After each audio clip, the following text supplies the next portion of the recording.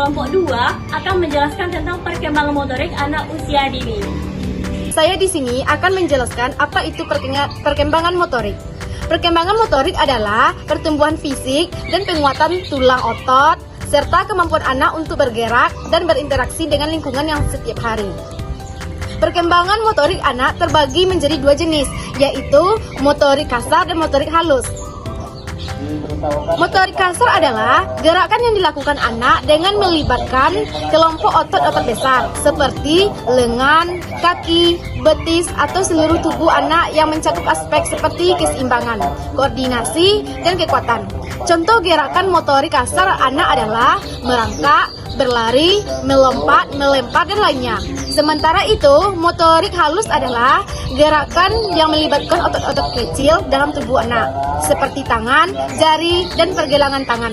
Contoh gerakan motorik halus anak adalah mencoret kertas, menggambar, menggunakan alat makan, menggoyangkan jempol, dan menyusun balok menjadi menara.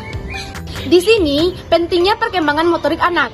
Pentingnya perkembangan motorik anak perlu diketahui bahwa perkembangan motorik setiap anak tidak sama, tetapi tergantung pada proses kematangan masing-masing anak.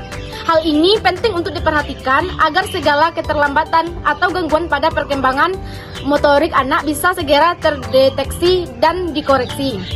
Keterlambatan yang tidak diperhatikan bisa saja akan berpengaruh ke perkembangan motorik kasar dan halus lainnya. Mengapa perkembangan motorik sangat penting? Setidaknya ada beberapa alasan, diantaranya mampu meningkatkan perkembangan kognitif atau kecerdasan. Anak membangun rasa percaya diri dan kemandirian pada anak, meningkatkan tingkat fokus anak terhadap suatu objek, membantu mempererat hubungan orang tua dan anak, mampu merangsang kreativitas dan imajinasi yang luas. Selanjutnya, tahapan perkembangan motorik anak usia dini. Yang pertama, usia 0-3 bulan. Ketika memasuki usia 3 bulan, si kecil akan belajar untuk mengangkat kepalanya dan dadanya dari lantai. Pada usia ini, si kecil masih menggenggam erat jemarinya untuk melatih motorik halusnya. Bunda dapat memberikan benda yang dapat digenggam si kecil, memberikan sentuhan halus pada jarinya, atau menyilangkan tangan si kecil untuk menguatkan otot lengannya.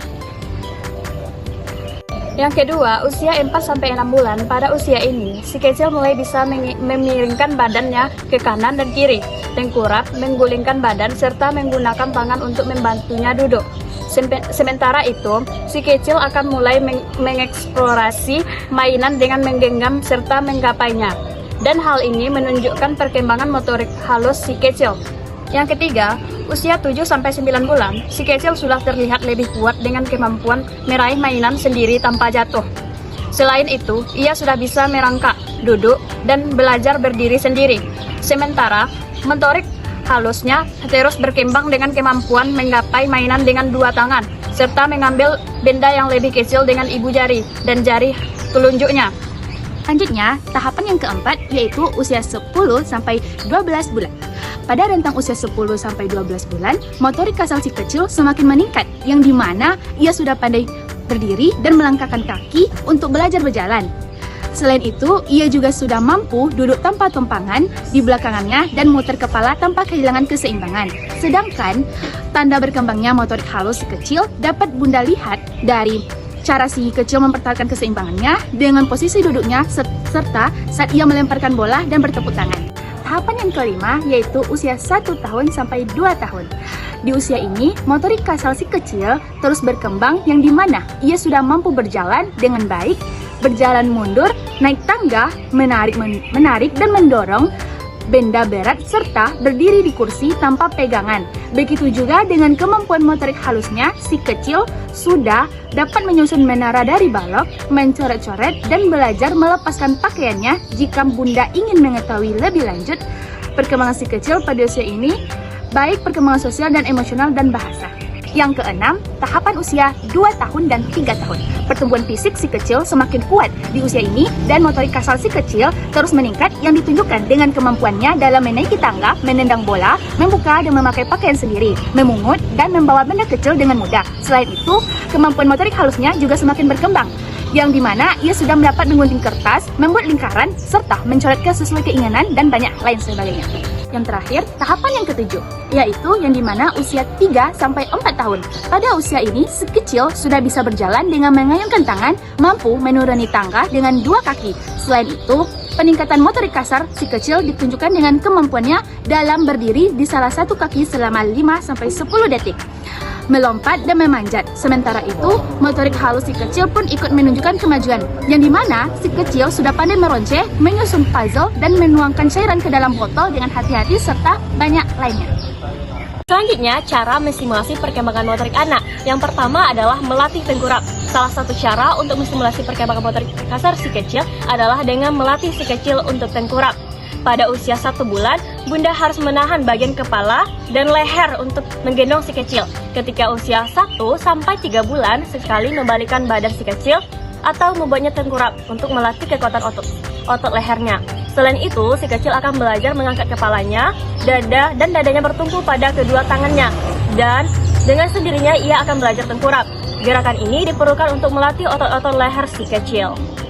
Cara berikutnya adalah dengan melatih merangkak. Selain tengkurap, Bunda juga dapat menstimulasi perkembangan motorik kasar si kecil dengan melatihnya merangkak. Setelah si kecil mulai belajar tengkurap, di usia sekitar 6 bulan, si kecil akan mulai mencoba berguling-guling dan merangkak agar bisa berpindah tempat.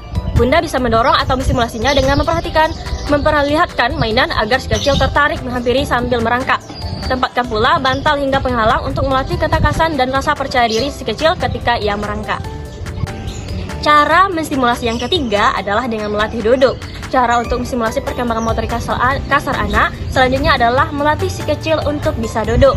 Tahapan melatih duduk pada si kecil sekitar usia 4 sampai 7 bulan. Tepatnya saat si kecil sudah bisa berguling-guling dan menahan kepalanya dengan kuat. Di usia 8 bulan, bahkan si kecil sudah mampu duduk sendiri tanpa bantuan.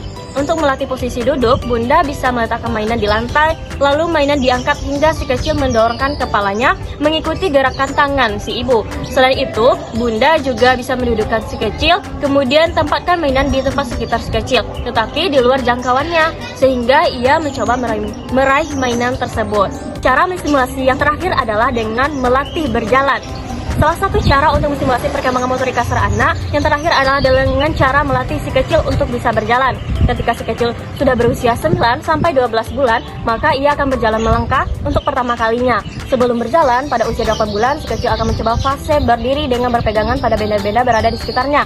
Bunda dapat melatih si kecil dengan cara memegang kedua tangannya atau memberi alat bantu berjalan seperti mainan yang bisa didorong ataupun sejenisnya. Ajari pula si kecil untuk menekuk lutut agar ia bisa mencoba duduk kembali usai berdiri ataupun berjalan. Si kecil akan mulai berdiri ketika kakinya sudah kuat menopang tubuhnya untuk bisa berjalan.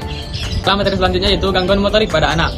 Gangguan motorik pada si kecil adalah kondisi yang mempengaruhi kemampuan untuk menggerakkan dan mengandalkan otot tubuh. Gangguan ini dapat mempengaruhi koordinasi, keseimbangan, dan gerakan si kecil. Terhadap beberapa tanda bahaya perkembangan motorik anak yang perlu diwaspadai diantaranya terlambat mencapai milestone perkembangan fisik, terhadap berguling dan duduk. Tidak ada tanda-tanda berjalan pada usia 18 bulan. Anggota tubuh cenderung kaku dan kekuatan otot rendah, tidak dapat menahan berat banyak. Sering berjalan dengan ujung kaki, kesulitan memang dan menggunakan beda seperti memegang gelas atau menggambar dan dengan krayon. Cenderung sering jatuh, masih mengelur air liur dan atas usia 18 bulan. Kesulitan mengunyah dan menelan. Kehilangan keterampilan motorik balita yang sudah dikuasai, seperti melambaikan tangan anak, mengucapkan selamat tinggal atau melompat. Gangguan yang pertama yaitu cerebral palsy, merupakan gangguan yang mempengaruhi kemampuan bergerak dan menjaga keseimbangan. Sumber gangguan ini disebabkan kerusakan otot atau perkembangan tidak normal pada otot sehingga mempengaruhi kemampuan dalam mengontrol otot. Yang nomor 2, dyspraxia. Beberapa anak mungkin didiagnosis dan dysrafia sehingga perbedaan dalam belajar yang mempengaruhi keterampilan menulis. Sementara yang lain mungkin didiagnosis dan gangguan kondisi. Perkembangan BCD atau dyspraxia. Dyspraxia atau gangguan koordinasi motorik adalah kondisi yang mempengaruhi koordinasi fisik si kecil. Gangguan dyspraxia ini menyebabkan si kecil kesulitan dengan aktivitas-aktivitas yang memperluas banyak gerakan, seperti mengikat tali sepatu, menulis, bermain, dan olahraga.